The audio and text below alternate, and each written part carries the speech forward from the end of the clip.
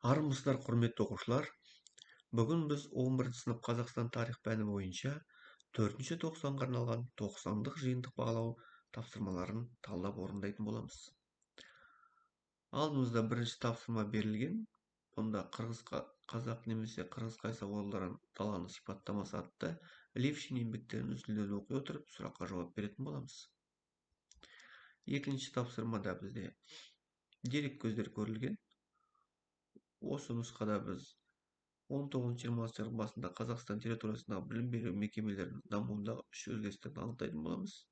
Өзгерістің себебін жазып, ойымызды қорытындылайтын боламыз. Үшінші тапсырмада Қазақстандық кеңестік білім беру жүйесінің жетістіктері мен қайшылықтарын анықтаймыз. Төртінші тапсырмада берілген дерек көзге сүйене отырып, Қазақстан Республикасының білім және ғылым жүйесін жаңартудың маңызын көрсететін боламыз. Бесінші тапсырмада болашақ халықаралық білім беру бағдарламасын елді жаңғыртудағы маңыздылығын талдайтын боламыз. Құрметті оқушылар, онда біз өз жұмысын бастайық. Лившиннің қазақ даласында Геродотты деп атау себебі төмендегі үзінділер дәлел. Қырғыз қайсақтар деген еуропалықтар аталған атау екі сөздер құрылады. Қырғыз және қайсақ тек тоқтала кетейік дегеніміз орыс тайпаларының ішіндегі қазақ аталып жүргендерге де бар. Бұл атауда олар орта ғасырларға иемденді. Негізгі иесі өздерін қазақ деп жүргендер қырғыз қайсақтар. Олар өздері және орыстардың өзге жақтар көршілер өздерін қазақ деп атайды. Бұл атпен оларды парсылар, бұхарлықтар, қылықтар атайды. 16-17 ғасырлардағы жазбаларымыз қазақ ордалары дегеннен басқа атау кездеспейміз. Кейін анықтаушы ретінде қырғыз сөзі қосылды. Сөйтіп қырғыз қазақ, кейін қырғыз қасақ аяғында қырғыз қайсақ болып аталып кетті. Қазақтар жөнінде алғаш монографиялық еңбек жазды. Қырғыз қазақ немесе қырғыз қайсақ даласындағы сипаттамасы 1832 жылы атты еңбегінің бірінші бөлімінде қазақ жерінің географиялық сипаттамасы берілген. Екінші бөлімі қазақ халқының тарихында, үшінші бөлім этнографиясына арналған. Бұл еңбегінде Лившин қазақ деген атауға ғылыми анықтама беруге тырысқан. Қазақ халқының Ресей әкімшілігіне өтуінен бастап 19 ғасырдың басына дейін орынбор әкімшілігі және орыстармен арадағы сауда ресми және саяси қарым-қатынастың көптеген мағлұматтар береді. Екінші тапсырма зайырлы мектептің пайда болуы, қолөнер мектептердің пайда болуы, білім беру мекемелерінің жүйесін құру. Себеп бұл өзгерістер Қазақстанның Ресейге қосылуын және оның өлкенің игерілуге деген сұранысын артуына кейін мүмкіндік болды. Қорытынды: қазақ жерінде ағарту жұмыстары жүргізіле бастады. Жастар білім алуға мүмкіндік алды. Үшінші тапсырма жауабы бойынша артықшылықтары: жаппай сауатсыздық жойылды. Ұлттық білім ордаларының ашылуы. Қазақстан зиялылары қалыптасып, ғылым жолға қойылды. Кемшіліктері: халық шаруашылығында ғылыми техникалық мамандар жетіспеді.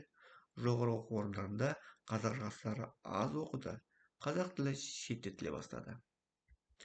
Төртінші тапсырманың жауабы бойынша бағдарлама алдында қойған мақсаттарына жетті ме? Мысал келтіріңіз. Мұғалім мәртебесі туралы заң қабылданып өз күшіне енді. Ауыл мектептерінің материалдық техникалық базасы нығайтылып келе жатыр. Ауыл мен қала жастары арасындағы білім алудағы теңдікті қалай орнатуға болады? Өз ұсынысыңызды жазыңыз. Бірінші, ауыл мектептеріне жақсы мамандарды тарту, мамандарды қолдау мақсатында жарна төлеуді арттыру. Екінші, ауыл мектептерінің ғимараттарын жаңғырту, мектептерді ғаламтор желісімен толық қамту. Еліміздің экономикалық әл-ауқаты үшін бәсекеге қабілетті адами капиталды қалай дамытуға болады? Өз ұсынысыңызды жазыңыз. Бірінші, жастарға арналған тиімді жобалардың саны мен сапасын арттыру. Екінші, әлеуметтік мәселелерді шешу. Жастардың бойында отансүйгіштік сезімді, жоғары адамгершілік және көшбасшылық қасиеттерді қалай дамытуға болады? Ұсыныстарды жазыңыз. Рухани тәрбиені жетілдіру. Екінші, ұлттық құндылықтарды жастар арасында кеңінен насихаттау. Бесінші тапсырма бойынша бірінші, нақты сол уақыт үшін маңызды. Тәуелсіздігімізді одан арғы реформаларды іске асыру және халықаралық сахнада елді лайық таныстыру үшін жоғары білікті кадрлар қажет болды. Екінші, қоғам үшін маңызды. Алғаш рет бұрынғы кеңес одағының мемлекеттер тарихында дарынды жастарға шетелде білім алуға мүмкіндік ұсынылды. Экономика үшін маңызды. Елдің экономикасының басым секторлары үшін кадрларды және мамандарды даярлауға үлкен көмек болды. Саясат үшін маңызды. Тәуелсіз Қазақстанға халықаралық деңгейдегі сапалы білім бар кәсіби кадрлар өте қажет болды. Белгілі бір уақыт аралығынан кейінгі маңызды. ел келешегіне салған инвестиция бүгінде бағдарламаға қатысушылар қатары 10 мың адамнан асты. Болашақ бағдарламасы еліміздің дамуында зор үлес атқарды. Ең алдымен олар экономика, білім, ғылым, денсаулық сақтау, ұлттық мәдениет пен өнер салалары үшін жаңа кадрлар. Өзіндік пікір. Бұл бағдарламасын сағаттағы ең маңызды тарихи шешімдердің бірі болып деп санаймын. Құрметті оқушылар, біз талдап болдық. Алдарында тұрған сынақтарға сәттілік тілеймін. Қандай да бір сұрақтар болса жазыңыздар, мен жауап беруге дайынмын. Келесі кездескенше аман есен сау болыңыздар, құрметті оқушылар.